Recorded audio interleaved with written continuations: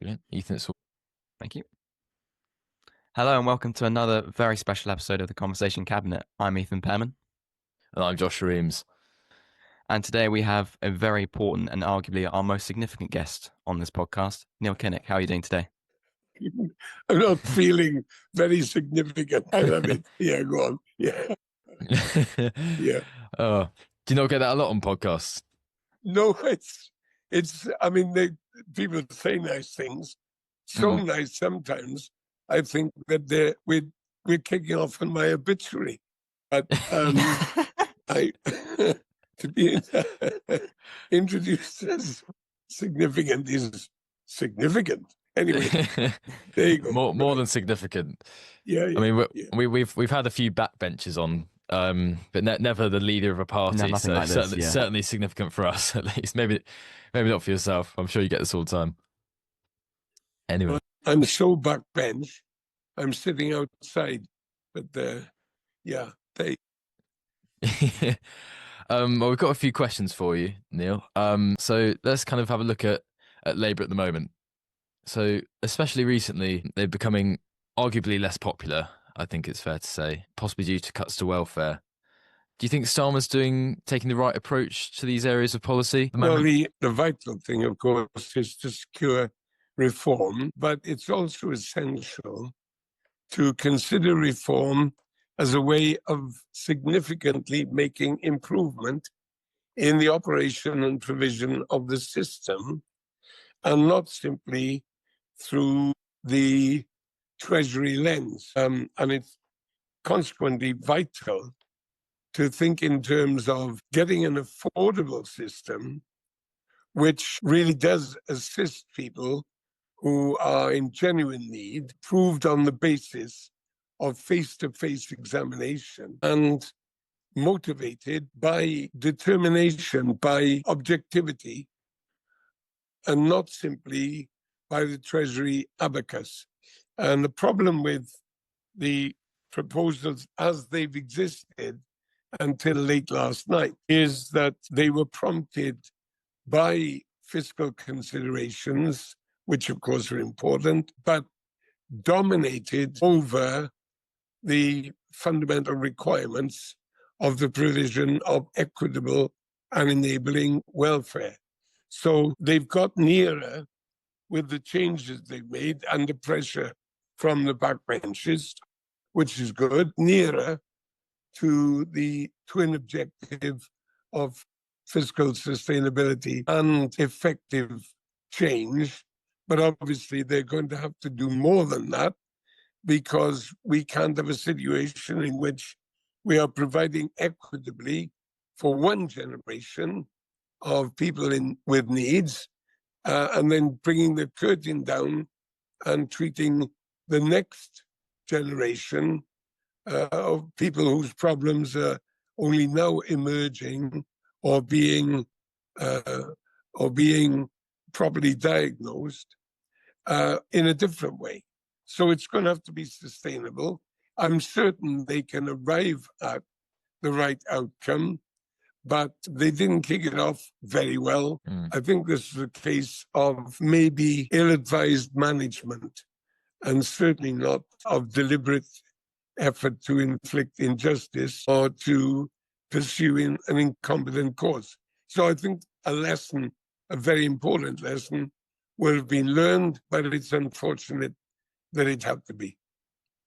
Yeah, of course. As you said, yesterday there was a massive rebellion in the Labour Party due to these disability welfare cuts. But on this, do you think that this is really, at their current trajectory, the most effective way to secure a 10-year government tenure?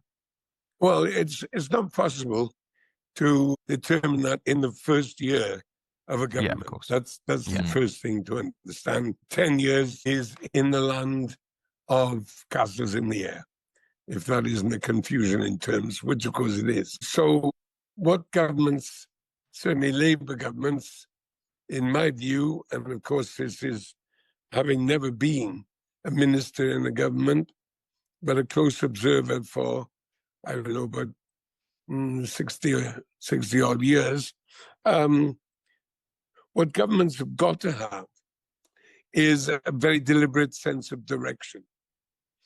Obviously, it has to be adjustable because conditions change, sometimes very, very radically. We've seen a recent instance of that with Trump's craziness, with his so-called That's a kind Independence way of Day putting it. on, that's a clinical definition. The man is crazy, as well as being a profound narcissist, incapable of learning from errors because he simply never recognizes that he's ever made an error in his life, which has been in existence strewn with utter disasters. But he's never going to learn from that. And he's the most powerful man in the world. That worries me greatly. But in the wake of that huge change, described rightly by Keir Starmer as, quote, quote, a new era.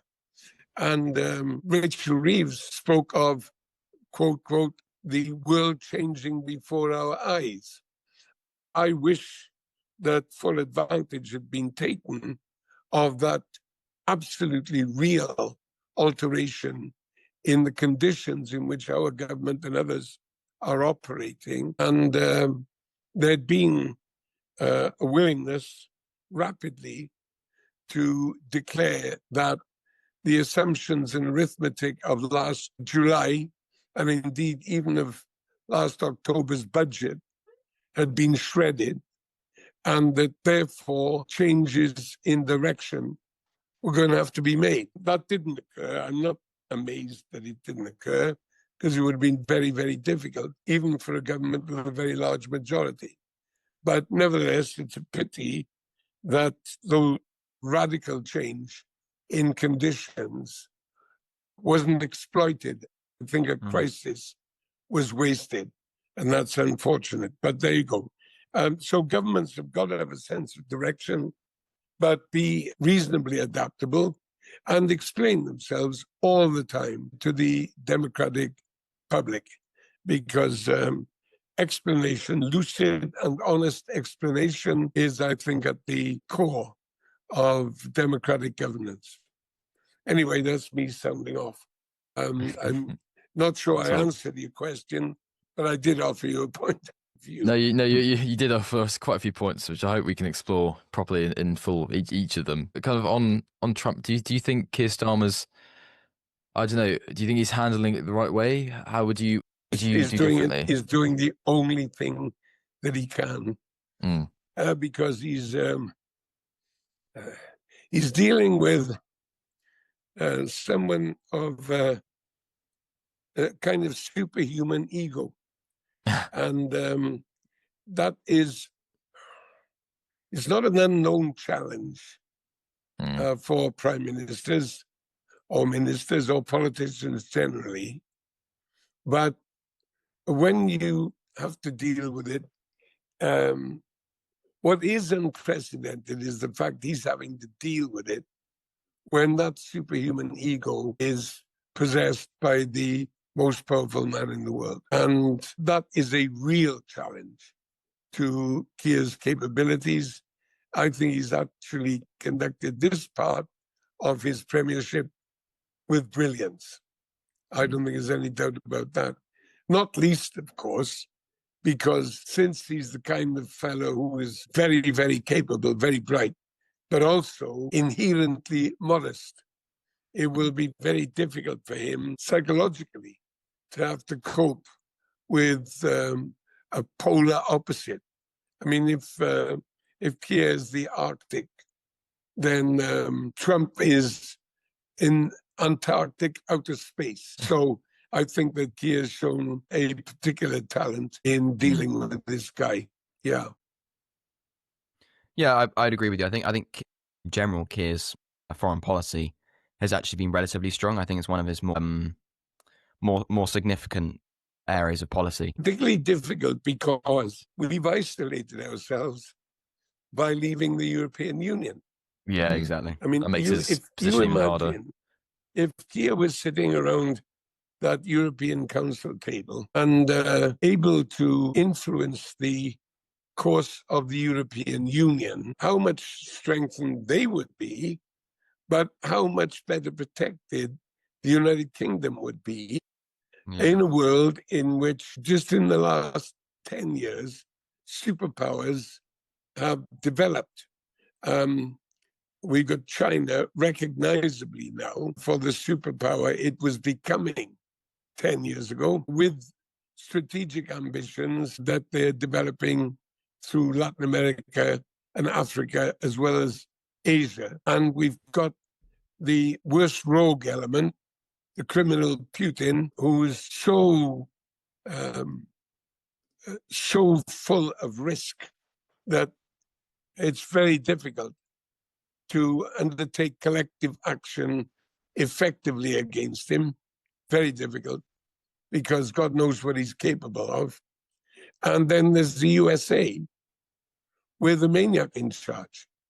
And that means that our best interests would be safeguarded by being part of the world's most powerful, or indeed the world's strongest, internal, unrestrained, or barrier-free, rather, market, and a political element that is yet to demonstrate its full capacity, the European Union. However, we are an island surrounded by these superpowers, and that makes it very, very difficult indeed. I mean, considering that, he's done quite a good job. But do you think, obviously we've historically had very strong relationship with the US. You think that if we were part of the EU, that would be enough to kind of, I don't know, reduce the blow of Trump on his maniac? It would never be enough. Yeah. Because of the way in which the USA bestrides the world economy and world politics. But it would give us a much needed additional dimension and make our sovereignty real and safeguarded, rather than being in jeopardy by having, in realistic terms, concede to effectively accept, for instance, his tariff regime with negotiation and indeed mitigation, which is to the credit of Keir Starmer, but really without any effective antidote of reprisal or counter-threat, which is the kind of language that Trump would understand. Now, the European Union, for instance, has managed to establish quotas on steel imports to protect its producers against diverted, surplus, cheap Chinese steel. We haven't got that power. We could establish a legal regime that would give us extra protection, and I hope in due course we do. But that won't reduce our exposure much, because we are by ourselves. And that's the reality. And I'm not being a Ramona, I'm just facing up to the truth of world politics and economics. And that truth is much more harsh, isolated, and outside a power block than it would be if we were inside. Yeah, of course. And I think arguably we've got our own version of Trump here in Nigel Farage. And you've warned in the past that you've warned in the past that Labour's 100% wrong to fight Reform UK on their own turf. Would you say there's any concrete tactics that Labour should use to expose Farage's falsehoods and defend the progressive values that Labour have always stood for?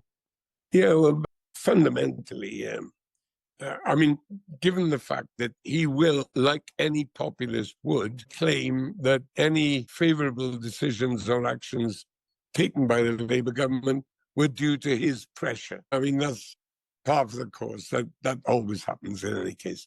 And it's not unique to Trump, far from it. First of all, he's got to be fought with the accomplishments of the Labour government. There's nothing that can or would replace that.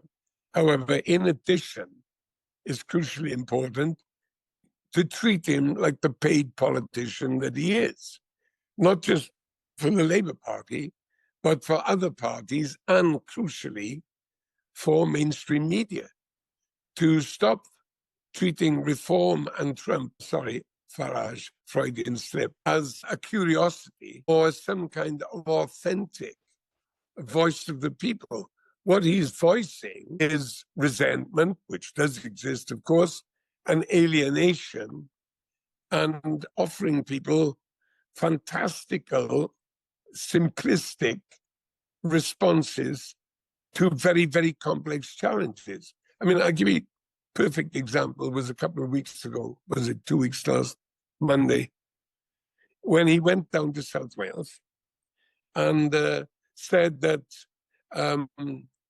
he wanted to reopen the coal mines and to reopen the blast furnaces in Port Talbot Steelworks.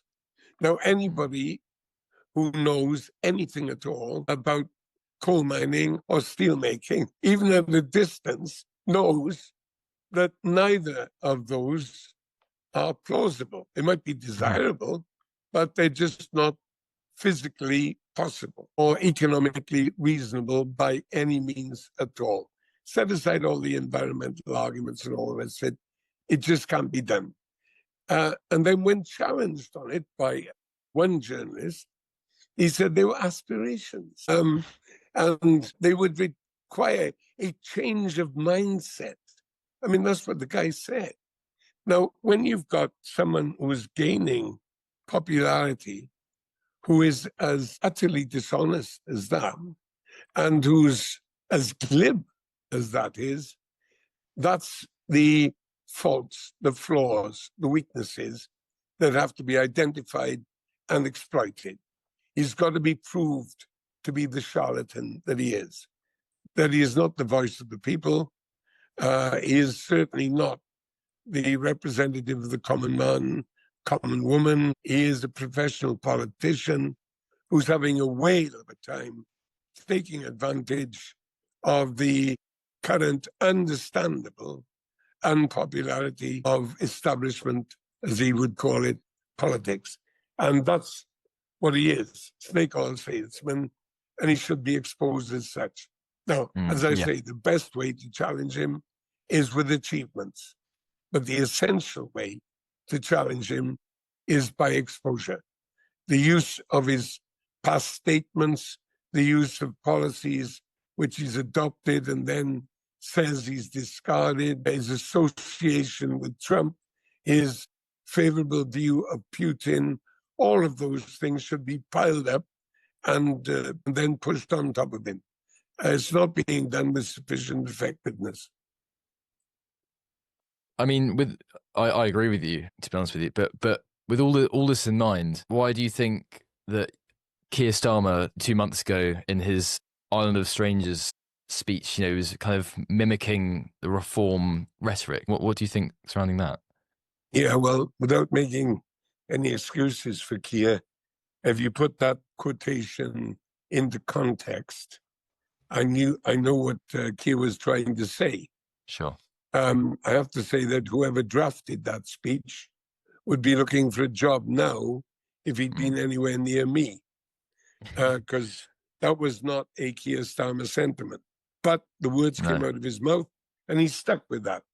And the thing is, it was such a resonant phrase that only the most anorak of anoraks is going to always try to put it into context. It's too good a political tool to use to try and qualify it. So Keir's stuck with that, but he wasn't consciously or unconsciously echoing the Powell phrase, which I recall very clearly because I was campaigning against him back in the 1960s. The awful thing is that we're now in a political situation, a set of conditions, in which anything that appears to be echoing or resembling the kind of statements that Farage would make or the kind of sentiments that he would offer is going to draw the accusations. That does inhibit progressive politics naturally. So we just got to find more clever ways of expressing accurate truths and facts that will protect the public and the politicians against misrepresentation. on that occasion, there was a great big miss, and it's a shame. So on this, polarization has really encroached onto our party system, changing the way that people both see politics and elect members. How would you advise current high-ranked members and leaders of the Labour Party to balance principle with maintaining popularity in this polarized world? That's the question of the Heavy ages, question. really. In any world where We don't people muck will about.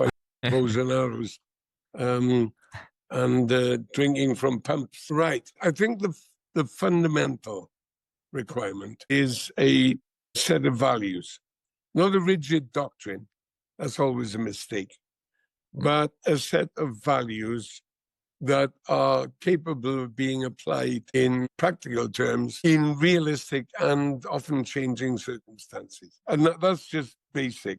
It's not easy, but the thing is, if your convictions run deep enough, you are capable of compromise without being afraid that it's going to sully your purity.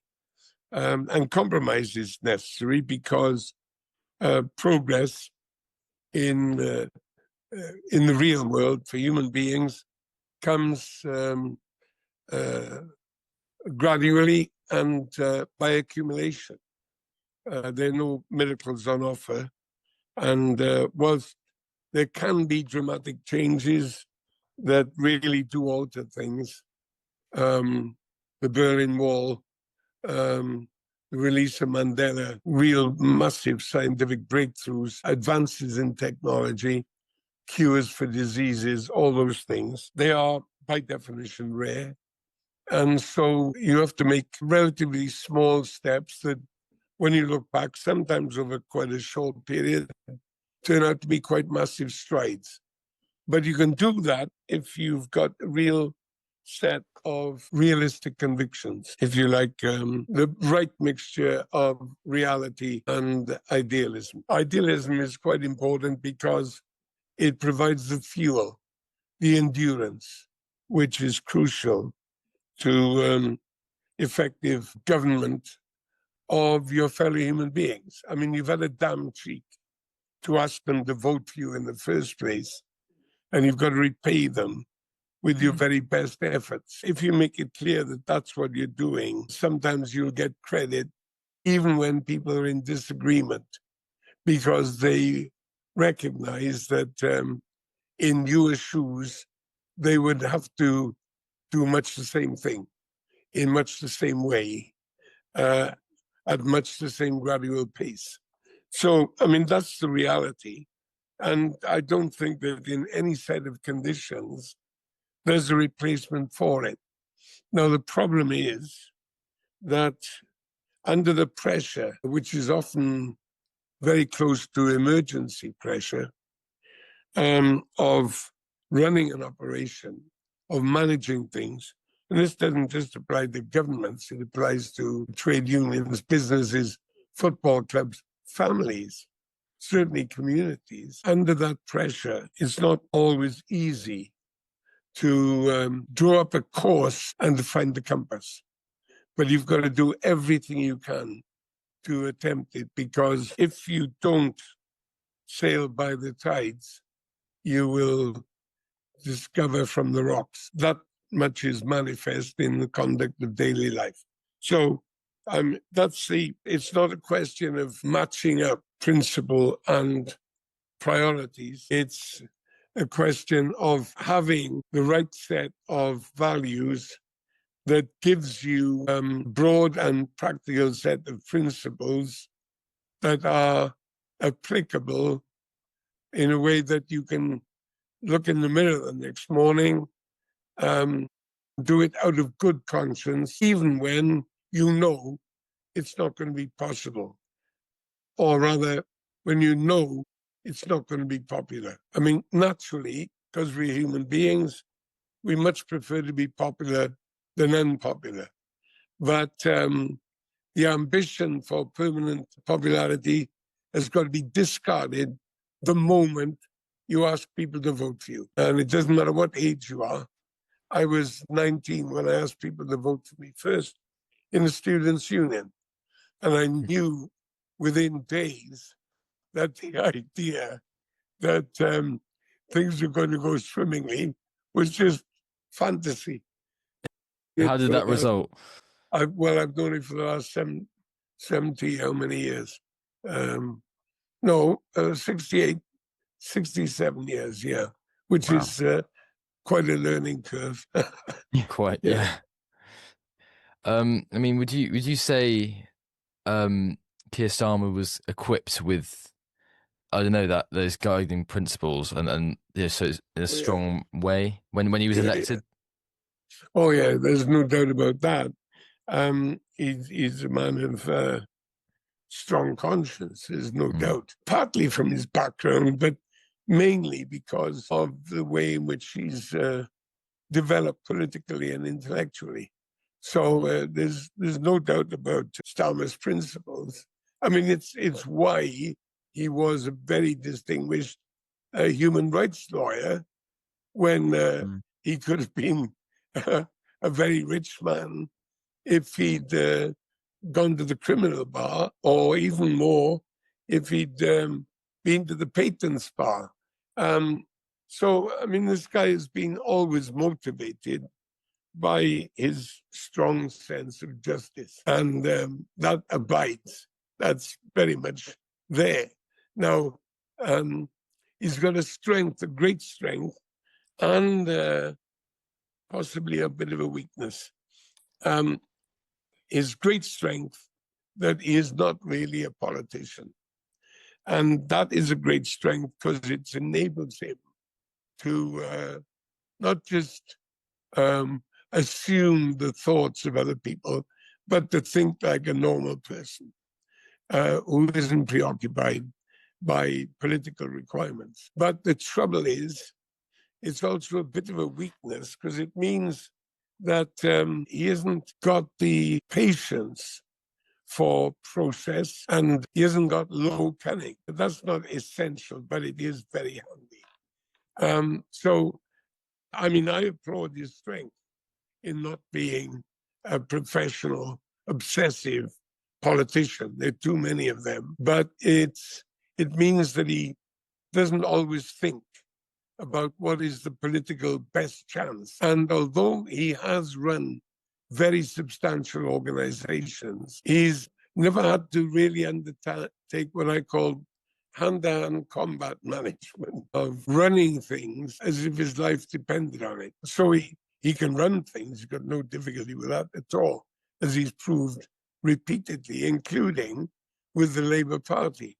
But when it comes to the minutiae of management, of personnel selection, and sitting in meetings, and enduring or appalling boredom, it's to his credit in many ways that he's not one of those managers. The trouble is, modern politics does require management, and he would be sensible to allocate a substantial part of that obligation to another senior politician who's would be very capable at undertaking that kind of organically, rigidly boring, appalling distraction. It's damn difficult to be prime minister and at the same time managing chief executive. It's required, but it's damn difficult.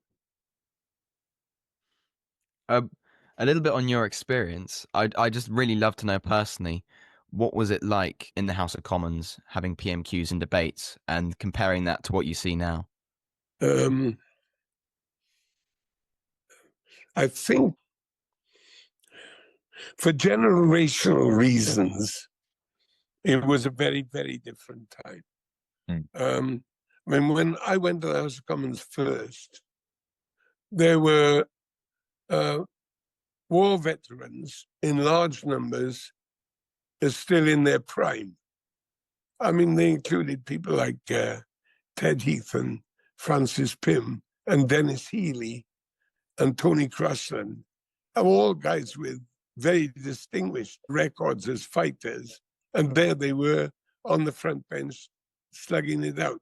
Now, obviously, their mindset, their expectations, their capabilities were very different from the front benches of today. And they'd been through a fire which, thank God, subsequent generations have not had to survive. So that was one kind of place. It obviously evolved over the next 25 years that I was there. But in terms of relationships and arguments, not all that much. The big change came as the century was ending. And it means that we've now got probably the second or third generation of much more professional politicians. That is to say, people who, a bit like yourselves really, have been engaged in political activity, either as participants or as very close observers since they're in their teens. And that gives them a certain expertise, but they haven't had to stand their corner in the same way. I'm not saying that's better or worse. I'm just saying it's different. Today's, apart from the pantomime noises at Prime Minister's questions, there's not a great deal of similarity between the Commons that I knew and a rather different place 30 years after I last sat in the Commons at the end of 1994. I mean, from your experience, have you got a key moment in the House of Commons that really stood out? Oh, I mean, Tanya. together with everybody else, when Geoffrey Howe resigned, for instance, and terminated Margaret Thatcher, I must say I had mixed emotions about that because I obviously wanted her gone, but I knew that the moment she disappeared, our bet's electoral asset had gone through the door. And so it proved. Then there were great speeches I heard, for instance, from Michael Foot, outstanding, uproariously funny and deadly serious. Great moments. So, I mean, you've already mentioned a very important one. Anything that really sticks out to you personally? Well, when we lost the vote of confidence on March the 28th, 1979, and that precipitated the 1979 general election. It was my birthday, that's why I remember the date. Lovely birthday surprise. I was filled with sadness because I knew what the election of Margaret Thatcher would mean. And I believed then, as I believe now, that if Jim Callaghan and Michael Foot had agreed with me and many, many others and gone the previous October, we either would have squeaked a victory or not lost, or Mrs. Thatcher would have had a small and very difficult to manage majority. As it was, she had a workable majority of over 40, and the rest, as they say, is history. I mean, I was deeply saddened and concerned for two reasons. First of all, I followed the kind of policies that she was espousing very, very closely. And I knew that they were disastrous, I thought, for our economy generally, but particularly for places like the area that I represented in the coalfield undergoing gigantic industrial and economic change and the social alterations that went with it. So I was worried about that. But I knew that she was going to get the oil, which was an issue I'd followed extremely closely, that she was going to be able to rely on a cushion of scores and scores of billions of pounds of revenue and saved imports that could be used for hugely constructive purposes or frittered. And she frittered it, probably in excess of £100 billion worth of revenues.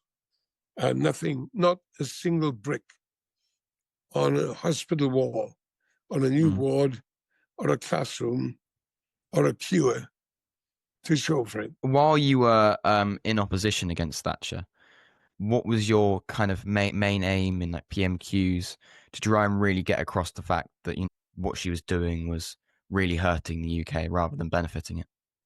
Well, I used fact quite a lot, but of course, and I'm not whinging about this, it's part of the reality. In the conditions in which British politics operates, with the kind of reporting media that we certainly had then, I mean, we're heavily reliant on so-called legacy media or mainstream media. The newspaper press was dominated by owners and editors who regarded themselves to be the enemy of the Labour Party. So, I never expected really fair treatment. We occasionally got it. I'm not saying it never occurred, but it was rare. There's the famous title, the Sun won it. Oh, sure, yeah. After following the election, do you think that was true? No, I don't think it was true. But and it was Lord McAlpine, the former treasurer of the Conservative Party, who attributed the election victory 1992 to the editors of the tabloids. I mean, he said it in terms. But the thing is about the environment established by those newspapers and their owners and their subordinate editors is that over years, the continual representation of the Labour Party, of the Labour leader, or individuals in the Labour movement as inadequate, inept, unpatriotic, stupid, intellectually weak, whatever, has a cumulative effect, not on many people. I mean, it doesn't shift mountains of opinion, but it can and does affect a relatively small proportion, certainly less than 10%. But of course, it doesn't have to affect more than 4 to 6% to decide the outcome of an election. Now, I'm not saying that is a main determinant. It is a contributory factor because it's part of the recognizable political environment. And that's the condition we were in. The Labour Party always has been in that condition, and it has to overcome it, which it did in 1945 wonderfully, which it did in 1964 very creditably, and it did utterly brilliantly when Tony Blair led the party in 1997. Well, listen, Neil, it's been an absolute privilege to have you on the podcast. I think that's all we've got time for today. But honestly, it's amazing to have you on. From learning about you in my politics textbook to speaking to you is honestly a massive privilege. So thank you. Well, I guess that's a bit like a geologist saying, "My God, I've just come across a live Tyrannosaurus. Amazing." Well, I wouldn't call you a dinosaur, but thanks for coming on anyway. Yeah, thank you very much. Okay. And thank you all for listening. Brilliant. Thank you very much. And we'll see you in the next episode.